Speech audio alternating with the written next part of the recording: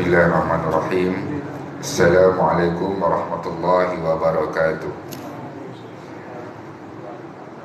A'udzu billahi minasyaitonir rajim. Bismillahirrahmanirrahim. Alhamdulillahi rabbil alamin, wassalatu wassalamu ala sayyidina Muhammadin asyrafil mursalin wa ala alihi wa sahbihi ajma'in. Subhanaka la ilma lana illa ma 'allamtana innaka antal alimul hakim wa la hawla wa la quwwata illa billahil aliyyil azim. Radina billahi rabba wa bil islami dina wa bi Muhammadin nabiyyan wa rasulah. Allahumma a'inna ala dzikrika wa syukrika wa husni ibadatik. Rabbi yassir wa la tu'assir fa inna taysir alaika yasir rabbi tamim bil khair. Alhamdulillah, syukur pada Allah Subhanahu wa taala. Nawaitu i'tikafi hadza masjid sunnatan lillahi taala. Insyaallah hari ini kita menyambung kuliah para nabi dan para rasul sepanjang bulan Ramadan, dan waktu untuk menunggu di antara waktu berbuka, kita mengisi masa dan ruang kita dengan menceritakan kisah para nabi dan para rasul. Moga-moga ianya mendatangkan manfaat buat kita dunia dan akhirat, insya-Allah. Hari ini kita sambung pada kisah Nabi Musa. Kisah Nabi Musa, di mana dalam Al-Quran Allah sebut 145 kali nama Nabi Musa ini. Dan kita dah lihat bagaimana sirah Nabi Musa, yang mana bermula daripada sebelum kelahiran Nabi, lahir Nabi ini, kemudian sampailah Nabi ini berkahwin, membesar, dan kemudian kita dah berhenti pada waktu apabila Nabi Adam, Nabi Musa ini bertemu dengan Allah Subhanahu wa taala, bercakap dengan Allah. Apabila Nabi Musa bawa isteri dia keluar ke satu lembah di padang pasir, yang mana ketika itu Nabi Musa diseru, "Panu dia Musa, wahai Musa, wahai Musa, ana Allah la ilaha illa ana fa'budni." Wahai Musa, aku adalah Allah, sembahlah aku. Dan pada ketika itulah Nabi Musa yang dapat terus bercakap dengan Allah Subhanahu wa taala secara terus. Kemudian waktu itu Allah Subhanahu wa taala bertanya kepada Nabi Musa, "Wa ma tilka biyaminika ya Musa?" Wahai Musa, apa yang ada di tangan kamu itu? Dan ketika itulah Nabi Musa sedang memegang tongkat, tuan-tuan. Sedang memegang tongkat yang Nabi Musa kata pada Allah Subhanahu wa taala. Allah tanya ringkas saja, apa yang ada di tangan kamu? Nabi Musa menerangkan dengan panjang lebar, ini tongkat aku wahai Allah, di mana aku menggunakan tongkat ini untuk mengembala kambing, dan kalau waktu malam aku gunakan tongkat ini untuk berjalan dan sebagainya. Panjang lebar jawapan Nabi Musa. Kenapa Nabi Musa jawab dengan panjang lebar? Antaranya ulama berpendapat bahawasanya Nabi Musa sangat teruja untuk bercakap dengan Allah. Bayangkanlah tuan-tuan, kalau kita lah dapat bercakap dengan Allah, banyak persoalan yang kita tanya. Antaranya tentang kehidupan kita. Kita nak tanya dengan Allah apa yang berlaku. Wahai Allah, tolonglah ampun aku, kuatkan, tetapkan hati aku. Macam mana kita berdoa hari-hari itu, tuan-tuan. Dapat peluang nak berkata-kata dengan Allah, Nabi Musa ambil peluang ini, sembang panjang-panjang. Allah tanya, apa dekat tangan kamu tu? Nabi Musa jawab dengan panjang lebar, ini tongkat aku gunakan banyak, dah lama dah guna tongkat ini, dengan panjang lebar. Waktu itulah Allah Subhanahu wa taala beritahu kepada Nabi Musa, wahai Musa, alqiha ya Musa, lempar tongkat kamu. Awal lagi tongkat ini dilemparkan, tuan-tuan. Allah arahkan tongkat itu dilemparkan, fa'alqaha, Nabi Musa pun lempar, fa iza hayyatun, berubah menjadi ular. berubah menjadi ular. Lalu ketika itu Nabi Musa sangat terkejut dengan peristiwa yang berlaku. Lalu Allah Subhanahu wa ta'ala kata apa? Allah kata quzha wala takhaf, jangan takut wahai Musa, peganglah ular tersebut. Bila Nabi Musa pegang ular tersebut, berubah menjadi tongkat semula, tuan-tuan.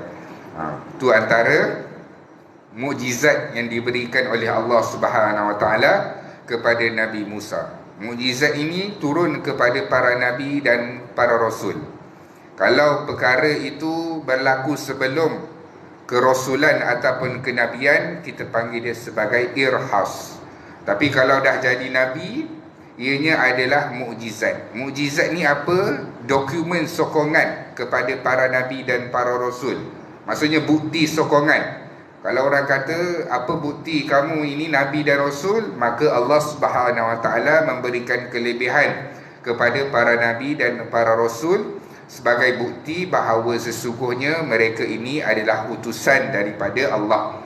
Maka Allah beri lagi satu mukjizat, di mana Allah arahkan, wahai Musa, selup tangan kamu di dalam baju. Bila keluar daripada tangan tersebut cahaya putih.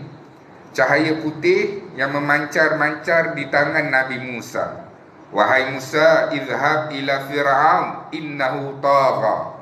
Wahai Musa, pergilah kepada Fir'aun, sebab Fir'aun itu sudah melebih-lebih, sudah melampau. Jadi Nabi Musa jawab kepada Allah Subhanahu wa ta'ala, Rabbi syrahli sadri wa yassirli amri wahlul 'uqdatam min lisani yafqahu qawli. Doa yang kita selalu baca itu, tuan-tuan, adalah doa Nabi Musa. Nabi Musa minta apa? Ya Allah, lapangkanlah dada aku, urusan aku, lidah aku, lantiklah seorang pembantu. Lantiklah seorang pembantu min ahli, dari keluargaku, Harun akhi. Dialah ahli keluarga aku, iaitu siapa? Harun. Nabi Musa minta kepada Allah Subhanahu wa ta'ala untuk dilapangkan dada. Bila dengar je Allah kata izhab ila Fir'aun, Nabi Musa ini berdebar-debar. Jadi sempit dada dia. Jadi sempit dada dia. Sebab apa? Nak pergi, nak menghadap Fir'aun semula. Nak menghadap Fir'aun semula. Kemudian Nabi Musa minta Allah Subhanahu wa ta'ala ini mudahkan urusan juga. Sebab apa? Sebab Nabi Musa ini, kalau kita lihat pada pertemuan semalam, Nabi Musa ada buat silap dekat Mesir. Apa dia buat? Dia pergi tampar orang, kemudian orang itu mati. Kemudian pengawal tu kata, wahai Musa, pergilah keluar daripada Mesir ini dan jangan kembali. Jadi Nabi Musa ini dia risau, kalaulah dia balik semula menghadap kaum dia dan juga penduduk Mesir, walahum alayya dzambun, ya Allah, sebenarnya aku takut nak pulang ke Mesir. Sebab apa? Ada rekod kesalahan. sebab orang sampai mati. Fa akhafu ayya yaqtulu, aku takut kalau aku balik aku kena bunuh dekat Mesir nanti. Lalu Allah Subhanahu wa ta'ala menenangkan hati Nabi Musa, kalla fadhhaba bi ayatina inna ma'akum mustami'un. Kata Allah Subhanahu wa ta'ala, tidak akan perkara itu sekali-kali berlaku. Pergilah dengan ayat-ayat kami, sesungguhnya Allah Subhanahu wa ta'ala bersama kamu dan Allah mendengarkan kamu. Maksudnya apa, tuan-tuan? Allah memerhati, Allah tahu apa yang perkara yang akan berlaku, dan Allah dah sebaik-baik pentadbir kepada dakwah Nabi Musa. Jadi Nabi Musa jangan takut, pergi sahaja menghadap siapa dia? Fir'aun. Dan pada ketika itulah bila jumpa Fir'aun, sebut dekat dia, inna rasula rabbi alamin, sesungguhnya aku adalah rasul yang diutuskan oleh Tuhan sekalian alam. Ana arsil ma'ana bani Israel, aku ini rasul yang diutuskan oleh Allah daripada Bani Israel.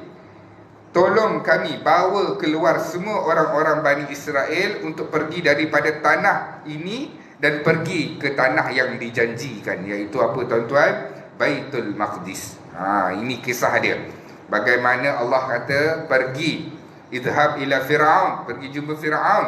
Sesungguhnya Fir'aun ini innahu tagha, sangatlah melampau. Pergi kepada dia, bagi tahu kepada dia yang kamu ini adalah Rasul buat Tuhan sekalian alam, dan kamu diutuskan untuk memberikan petunjuk kepada Bani Israel dan juga penduduk Mesir. Asalnya Nabi Musa ini minta izin dengan Fir'aun, aku datang ni nak bawa balik semula kaum-kaum aku daripada Bani Israel. Sebab apa tuan-tuan? Bani Israel ni duduk dekat Mesir ini jadi orang terbuang. Sudahlah jadi orang terbuang, dia jadi hamba-hamba, orang-orang suruhan, orang-orang yang terpinggil, tak dapat subsidi kerajaan dan sebagainya. Dan pada ketika itulah Nabi Musa nak balikkan semula, nak bawa kaum dia semula ni balik ke Baitul Maqdis, di mana di sebuah tanah yang telah dijanjikan oleh Allah Subhanahu Wa Taala.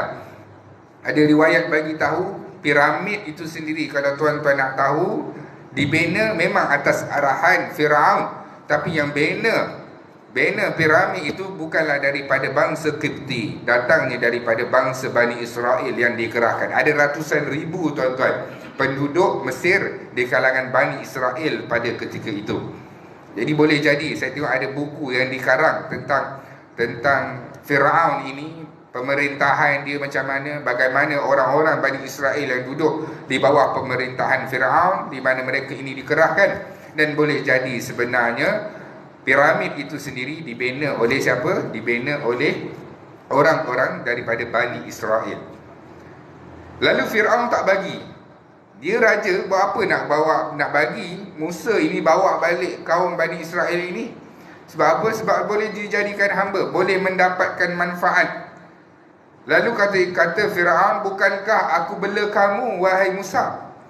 Wahai Musa, bukankah aku yang belakan kamu, aku jaga kamu di dalam istana, sekarang ini kamu nak lawan aku? Dan Nabi Musa kata, aku lebih takut dan patuh kepada Allah. Ya Musa, wa ma rabbul alamin. Wahai Musa, apa itu? Apa itu Tuhan sekalian alam? Fir'aun tanya dengan Musa, ya Musa, wa ma rabbul alamin, apa tu? Terangkan kepada aku, apa dia maksud Tuhan sekalian alam? Wahai Musa, terangkan. Nabi Musa pun jawab, Rabbus samawati wal ard, Tuhan yang membuat langit dan bumi. Nabi Musa terangkan dengan terperinci, Tuhan ini dia tidak dilahirkan dan dia tidak melahirkan. Dia tunggal, dia tidak ada awal dan tak ada akhir, tak ada permulaan dan tiada penamat. Dan dia berkehendak ke atas apa yang berlaku di atas muka bumi ini tanpa ada apa-apa pun syarat. Kalau dia berkata berlakulah perkara tersebut, maka ianya akan terus berlaku. Lalu Fir'aun kata kepada Musa, ala tastami'un. Tengok, Nabi Musa terangkan dekat Fir'aun perkara itu semua tu. Tiba-tiba Fir'aun kata, ala tastami'un, kamu dengar tak apa yang Musa ni cakap ni? Dengar tak apa yang dia cakap? Maksudnya dia nak perli. Dia kata, apa ni? Musa ni mengarut benda yang bukan-bukan. Nabi Musa teruskan cakap. Nabi Musa teruskan percakapan berkenaan dengan ciri-ciri ketuhanan dan apa yang sepatutnya kita sembah. Nabi Musa kata, Tuhan kamu itu adalah Allah, dan Tuhan nenek moyang kamu juga, penduduk-penduduk Qibti ini dan juga penduduk Bani Israel, adalah Tuhannya adalah Allah Rabbul Alamin. Sebab Fir'aun ni, sebab apa Fir'aun ni jadi marah? Sebab apa? Sebab Fir'aun ini dia kata, ana rabbukum ala, aku adalah Tuhan yang paling tinggi. Dia Fir'aun ini bukannya dia claim yang dia ni adalah Tuhan, aku adalah Tuhan. Kemudian selesai, rakyat duduk macam biasa. Sampai satu tahap kena sembah dia. Maksudnya ada satu hari dekat Mesir itu, dalam satu minggu, ada satu hari rakyat kena datang dekat istana, Fir'aun duduk, sembah, kemudian baru boleh buat kerja lain. Dia bukan setakat kata yang dia ini Tuhan, kemudian kena sembah dia, ataupun lepas tu okey, rakyat boleh buat apa-apa, boleh pergi zimat, boleh pergi main. Tak, ada hari tertentu yang diwajibkan oleh Fir'aun untuk datang sembah dia. Memang betul-betul kena buat dia ni macam Tuhan. Sampai Nabi Musa bila kata ada Tuhan lain, dia kata, ada Tuhan lain ke selain dengan aku? Kamu kata ada Tuhan selain daripada aku boleh hukum kamu, aku boleh penjarakan kamu, dan aku boleh masukkan kamu ke dalam penjara dan hukum kamu dengan hukuman mati. Fir'aun kata, faktuha in kuntum shadiqin, buktikan kepada aku wahai Musa kalaulah perkara ini benar. Dia minta bukti. Nabi Musa buat apa tuan-tuan? Nabi Musa ambil tongkat dia, lempar jadi ular yang besar. Fir'aun gelak tuan-tuan, tak terkejut pun. Sebab apa? Sebab zaman Mesir itu memang penyihir-penyihir ni, pawang-pawang, dukun-dukun ni setakat baling tongkat ni jadi ular biasa. Jadi Fir'aun nampak tu, alah Musa, kau ni buat benda yang sama. Kau buat benda sama, benda ni dah lapor dah, orang lain semua dah buat dah viral dah wahai Musa. Setakat tongkat jadi ular ni tak jadi hal. Sebab apa? Ahli-ahli sihir aku, pawang-pawang diraja ni lebih hebat lagi daripada kamu, dan mereka boleh buat apa yang kamu buat ni. Jadi bila Fir'aun nampak perkara tersebut, Fir'aun gelap. Nabi Musa bawa keluar tangan dia daripada poket dia, kemudian tunjuk kepada Fir'aun, dan tangan itu dalam keadaan bercahaya. Bila nampak Musa boleh buat macam tu, Fir'aun kata, hebat sihir Musa ni. Patut aku lantik Musa ini menjadi penyihir ataupun pawang diraja. Bagi jawatan portfolio kepada dia, sebab hebat dia ni. Daripada zaman Nabi Musa tuan-tuan sampailah zaman Nabi Muhammad, begitulah sikap orang-orang musyrikin yang kufur dengan Allah. Kalau ditunjukkan bukti, kamu ni hebat dengan sihir, hebat silap mata kamu ni, canggih kamu punya ilmu, mereka akan berkata dengan perkataan-perkataan begitu. Bila Fir'aun nampak pengikut ni cenderung nak pergi dekat Musa, nak ikut dengan Musa, Fir'aun kata, wahai Musa, Musa ni nak ambil Mesir ini. Dia bagi tahu dekat bangsa-bangsa Mesir, Kipti tu, tahu tak, Musa ni dia buat macam ni sebab dia nak ambil alih, dia nak jadikan Mesir ini negara Bani Israel, dan dia nak halau kita ni penduduk-penduduk Kipti ni, sebab dia nak ada pengaruh. Jadi dia tunjuk hebat, maka orang akan ikut dia, dan dia akan singkirkan kita. Sebab apa tuan-tuan? Sebab ada sebahagian yang mula nak mengikut ajaran Nabi Musa. Pegawai Fir'aun cadang. Pegawai Fir'aun cadang kepada Fir'aun, wahai tuanku, begini, kita kena lawan Musa. Sebab apa? Sebab Musa ini dah ada pengikut dia. Kalau kita tak boleh tanding dia, maka sia-sia sajalah kerajaan Mesir ini. Lalu apa yang dicadangkan? Pegawai Fir'aun cadang, kita war-warkan kepada bumi Mesir ini, mana-mana ada penyihir ke, orang-orang yang mahir dengan silap mata ke dan sebagainya, datang menghadap tuanku untuk tunjukkan kehebatan dia, untuk jadikan ular dan sebagainya, nak lawan dengan Nabi Musa. Lalu dibuatlah iklan, dan setiap penyihir-penyihir ini tanya dengan Fir'aun, wahai tuanku, kalau kami berjaya, dah ada habuan tak? Mestilah ada habuan. Fir'aun kata, memang ada habuan. Tunjukkan sahaja kehebatan kamu di hadapan Musa nanti, dan di hadapan semua orang.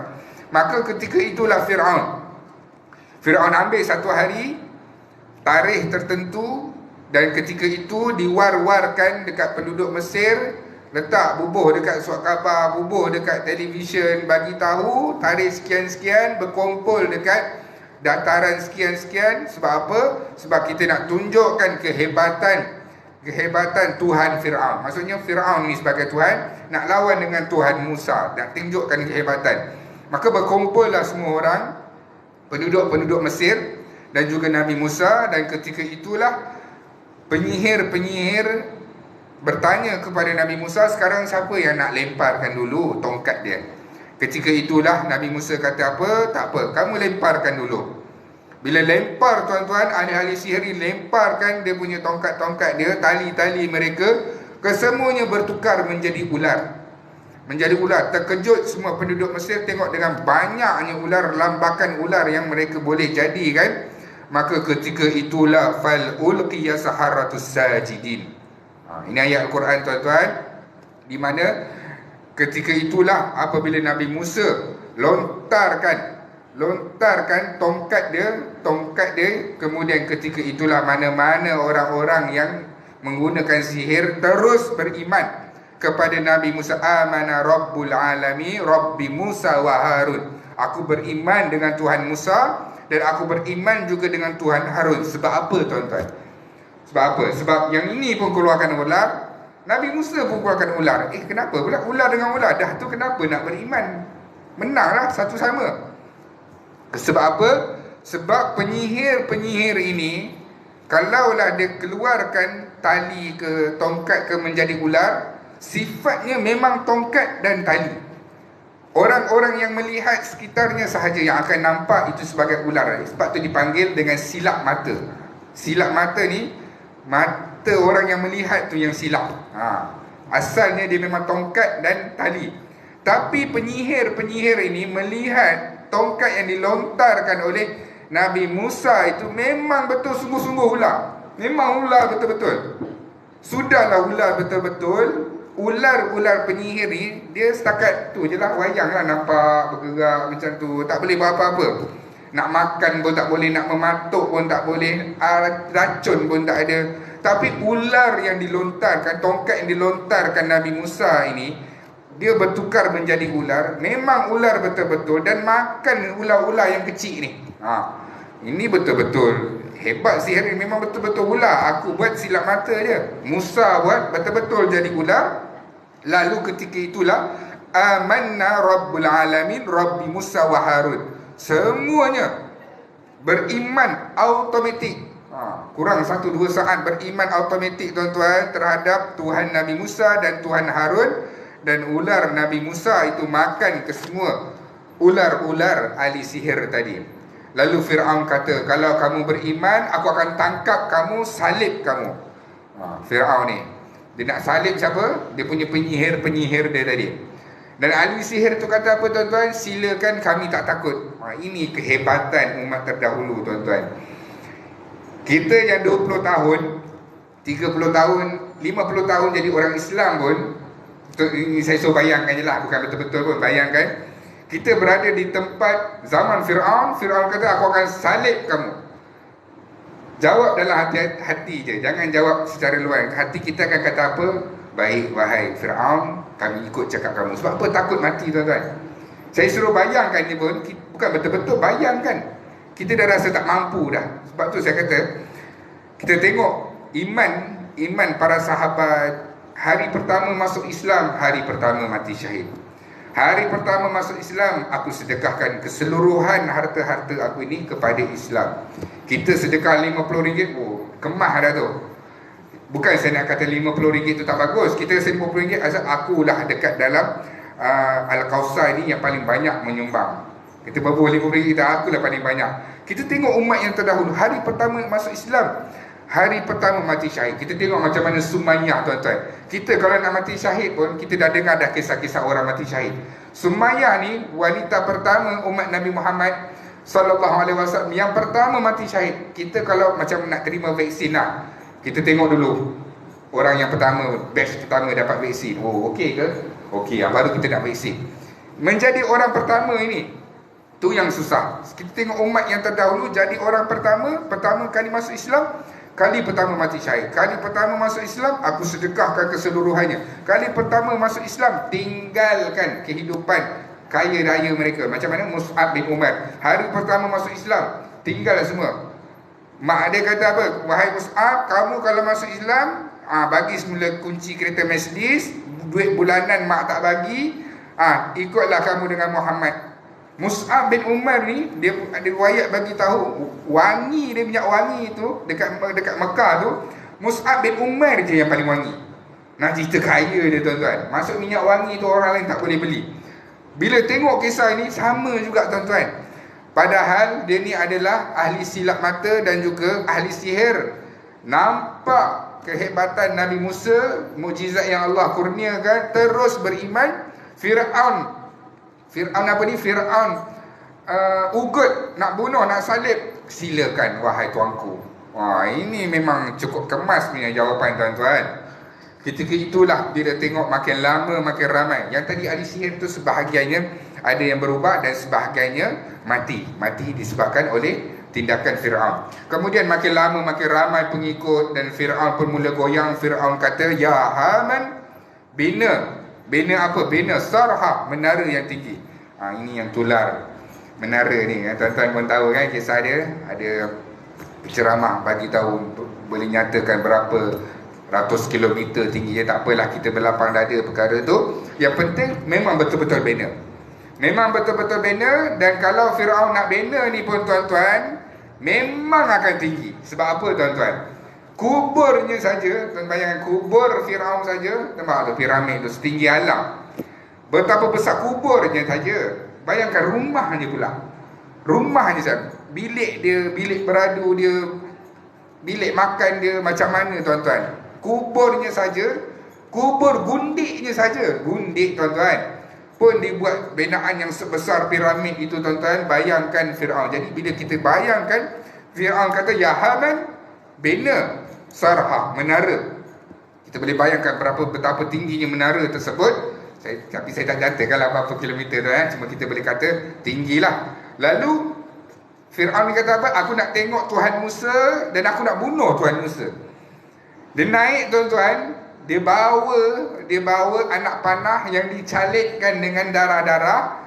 Kononnya dia dah panah Tuhan Musa. Tengok, lihat panah ni, panah jatuh, panah tu berdarah. Tengok, aku dah bunuh Tuhan Musa. Punyalah terdesaknya Fir'aun ni. Fir'aun kata pada rakyat dia, bukankah aku ni raja kamu? Sungai Nil ini pun mengalir atas arahan aku. Jadi ketika itulah kempen Fir'aun ini berjaya tuan-tuan. Bangsa-bangsa Qibti mula menyokong, dan sebahagiannya saja yang mengikut siapa? Mengikut ajaran Nabi Musa. Allah datangkan bala tuan-tuan, bisinin, iaitu kemarau, dengan samarat, tanaman-tanaman yang tak menjadi, dengan harapan mereka ini kembali kepada Allah dan mereka jumpa Nabi Musa. Dah lama sangat kemarau. Dia kata, cadangan apa kata? Kita bertanya dengan Nabi Musa, minta dia berdoa. Kok Tuhan dia tu betul? Lalu Nabi Musa pun berdoa. Betul tuan-tuan, tak berlaku kemarau dan tanaman ni pun jadi balik. Mereka tidak pun beriman, tetap kufur. Lalu Allah uji lagi. Allah datangkan tufan, iaitu taufan, angin yang kencang. Jarad, iaitu belalang. Kumal, kutu. Dan juga watufal did, iaitu katak. Dan juga dam, iaitu darah. Allah datangkan ke semua 5 jenis ini tuan-tuan kepada penduduk Fir'aun. Kita tengok belalang sajalah contoh. Siapa yang pernah pergi Mekah, tengok betapa banyaknya belalang. Banyak belalang. Pun tengah semayang belalang, zoom, zoom, zoom. Kita pun tang, kan? Sebab apa? Nak mengelak belalang. Baru belalang tu Allah hantarkan belalang, katak, kutu, kepala orang-orang di Mesir, semuanya gatal-gatal dan tak tentu arah. Dan ketika itulah mereka berjumpa semula dengan Nabi Musa, minta doa. Mereka tetap tidak beriman juga tuan-tuan. Akhirnya Fir'aun ambil keputusan. Dia tengok hebat sangat ni Musa ni, asal datang minta doa jadi, asal datang minta doa makbul. Fir'aun kata, aku nak bunuh Musa. Wa qalu rajulan mu'minun min ahli Fir'aun yaqtumuna imanahu. Ada seorang di kalangan menteri-menteri Fir'aun. Ini lelaki misteri. Semua di dalam Al-Quran dikata rajulan sahaja. Lelaki misteri ni dia kata apa? Dia bangun, yang dia ni menjenis yang merahsiakan keimanan dia. Dia kata, wahai tuanku, takkanlah kita nak bunuh seorang lelaki yang hanya menyatakan Tuhan dia adalah Allah. Ayyakulu Rabbi Allah. Takkanlah kita nak bunuh seorang lelaki yang hanya menyatakan bahawa Tuhan dia Allah. Waja'akum bil bayyinati rabbikum. Dan dia menunjukkan bukti. Bukan sahaja dia kata Tuhan itu ada, dia tunjuk bukti lagi. Dan dia kata lagi bahawa sesungguhnya tidaklah berbaloi kita membunuh seorang yang juga mendatangkan manfaat kepada orang-orang Mesir. Akhirnya keputusan parlimen pun bersidang, ambil keputusan bunuh juga. Sebab apa? Semua majoriti kata nak bunuh. Lalu Allah arahkan, wahai Musa, bawa bersama-sama orang-orang Bani Israel dan juga orang-orang yang beriman kepada kamu daripada bumi Mesir ini. Keluar tuan-tuan sampai dekat laut tuan-tuan. Ketika itu di hadapan laut, di belakang pun laut. Fir'aun nak kejar Nabi Musa, keluar ratusan tentera tuan-tuan. Ratusan ribu tentera. untuk kejar. Ketika itulah penduduk yang beriman dengan Nabi Musa, dia kata apa? Ya Musa, bagaimana ni depan laut, belakang tentera Firaun, habislah kita. Apa yang akan berlaku? Ketika itulah Nabi Musa kata apa? Sabar, Tuhan kita akan menyelamatkan kita. Dalam keadaan Nabi Musa pun tak tahu yang Allah nak suruh, wahai Musa, ambil tongkat kamu, ketukkan. Nabi Musa pun tak tahu pertolongan apa yang nak datang. Sampailah ke akhirnya barulah Allah arahkan, wahai Musa, ketuk tongkat kamu. Lalu laut pun terbelah, mereka pun lari, lalu membelah lautan tersebut dengan selamat. Dan bila tentera-tentera Nabi Musa dan diketuai oleh Nabi Musa, tentera Firaun dan diketuai oleh Firaun sendiri, lalu laut tu tuan-tuan sampai tengah, Allah rapatkan, boom, habis semua, mati lemas. Dalam keadaan ketika nak lemas itu tuan-tuan, ini ada satu perkara yang menarik. Nak dekat-dekat sekira-kira dalam kira-kira roh itu dah sampai di kerongkongan. Kalla idza balagatit taraqi wa qila man raq wa dhanna annahu al-firaq. Orang ni tuan-tuan, kalau dah mati, dah sampai roh kerongkongan, Allah arahkan para malaikat tutup buku amalan dia. Dah tak ada dah taubat, dah tak ada dah penyesalan dan sebagainya. Tutup buku dia. Dia yang mati tu apa? Dia zanna annal firaq. Zon di sini maksud dia apa? Dia memang yakin, aku ni mati aku ni. Sebab apa? Mati ini tak pernah orang rasakan kesakitan tu. Kalau orang kata bersalin, ibu-ibu kata bersalin yang paling sakit. Sakit mati ni sakit yang tak akan pernah dirasakan oleh sesiapa. Waktu dia rasa tu, dia zon dekat situ, dia kata mati aku kali ni. Dan ketika itulah Firaun, bila roh dah sampai ke rongkongan dia tu, dan nak terakhir lah, malaikat dah nak cabut yang terakhir, dia kata apa? Aku beriman kepada Tuhan Musa dan Tuhan yang diimani oleh Bani Israel. Ketika itu dah tak ada dah tuan-tuan. Kalau kita kata Firaun bertaubat tak? Bertaubat. Jawapan dia, Firaun kembali tak pada Allah? Kembali. Cuma waktunya dah tamat dah tuan-tuan. Dah tamat dan Allah tidak izinkan. Kemudian Firaun pun mati di dalam laut tersebut. Allah bagi tahu di dalam Al-Quran tuan-tuan, kami tinggalkan Firaun ini, jasad dia ni tuan, untuk orang umat-umat yang akan datang, kenangkan apa yang berlaku kepada Firaun, supaya kita berfikir, afala tatazakkarun, afala yaqilun, berfikir. Tengok, bila tengok jenazah Firaun, tengok apa yang berlaku, kenangkan apa yang Firaun ini buat. Apa kebaikan dia? Tak ada kebaikan dan keburukan yang dia buat kepada Allah SWT. Malah perkara buruk yang dia buat, dia mengaku dia Tuhan. Iblis pun tak mengaku Tuhan tuan-tuan. Iblis pun tak mengaku Tuhan, dia mengaku Tuhan tuan-tuan. Dalam keadaan Allah tinggalkan, Allah hancurkan kesemuanya. Allah tunjukkan piramid, Allah tunjukkan mayat dia tuan-tuan. Mana-mana orang yang kaji mayat dia tuan-tuan, ini cerita yang dicatatkan di zaman moden. Orang kaji mayat dia, ada apa? Ada sodium, ada garam mineral daripada laut. Bila tengok balik kisah Al-Quran, memang ya. Sebab apa? Dia mati lemas tuan-tuan. Dia mati lemas. Orang yang kaji itu terus masuk Islam. Dan kemudian apa yang berlaku? Orang-orang Bani Israel bersama dengan pengikut-pengikut Nabi Musa keluar dengan keadaan selamat, dan mereka cuba mencari satu kawasan yang dijanjikan, iaitu tanah yang telah dijanjikan tersebut. Dalam perjalanan tuan-tuan, nanti akan berlaku beberapa kisah.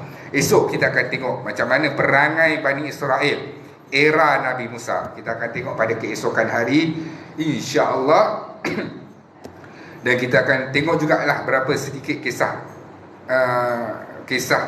orang kata kisah sampingan daripada kisah Nabi Musa ini, di mana Firaun ini, isteri dia dan sebagainya, perkara yang berlaku. Kita akan tengok pada pertemuan esok, insya-Allah. Sekadar itu dulu tuan-tuan. Esok kita akan sambung lagi yang terakhir. 3 hari kita ambil habiskan kisah Nabi Musa. Esok yang terakhir Nabi Musa, dan kita akan masuk kepada Rasul yang seterusnya. Kita berbaki lebih kurang dalam 10 lagi Nabi, lebih kurang 10 lagi Nabi. Dan ada beberapa Nabi yang kisahnya pendek-pendek. Tak apa, insya-Allah cukup habis dalam bulan Ramadan ini. Dan kita akan cepatlah habis sebelum bukan betul-betul akhir Ramadan kita akan habis. Kita akan habis sebelum habis Ramadan, insya-Allah. Jadi esok saya minta izin nak cuti 1 hari. Sebab esok saya ada program yang dah janji lama dah dekat tempat kerja, Institut Kanser Negara. solat tarawih dekat office. InsyaAllah esok saya minta izin cuti ya tuan-tuan, boleh ya? Boleh ya? Okey, esok saya minta izin cuti. Lepas tu kita sambung semula sampailah habis kisah para Nabi dan para Rasul. Ada sebahagian, saya sambung sikit, ada sebahagian kata apalah sangat kisah para Nabi, para Rasul. Baik kita belajar fiqah, kita belajar kitab ke dan sebagainya tuan-tuan. Itu adalah perkataan-perkataan yang tidak sesuai untuk kita ucapkan. Kerana dalam Al-Quran hampir 85% Allah ceritakan kisah. Faqsusil qasasa la'allakum yatazakkarun. Allah kata, aku wahai Muhammad, sampaikan kepada kamu kisah. Tuan-tuan kalau baca buku Bukit Kepong rasa bosan tak? Bosan kan? Tapi bila orang buat movie Bukit Kepong, cerita kisah Mak Kilau, bosannya apalah Mak Kilau ni, sang itulah sang inilah kan. Tapi bila buat filem orang suka nak tengok. Allah tahu manusia ni suka benda macam tu. Allah banyakkan kisah-kisah di dalam Al-Quran. 85% kisah di dalam Al-Quran adalah kisah para Nabi dan para Rasul. Jadi kalau ada sebahagian yang berkata, alah apa, kisah je pun, apa yang kita dapat ni, itu adalah perkataan-perkataan yang sepatutnya kita elakkan sebagai orang yang beriman kepada Allah Subhanahu Wa Taala dan beriman kepada para Nabi dan para Rasul. Sekadar itu dulu tuan-tuan. Yang baik datang dari Allah, yang lemah adalah kelemahan saya sendiri. Assalamualaikum warahmatullahi wabarakatuh. Terima kasih Ustaz. Maaf Ustaz, saya lambat. Tak apa. Okey, terima kasih dah. Ya, yang lambat. Saya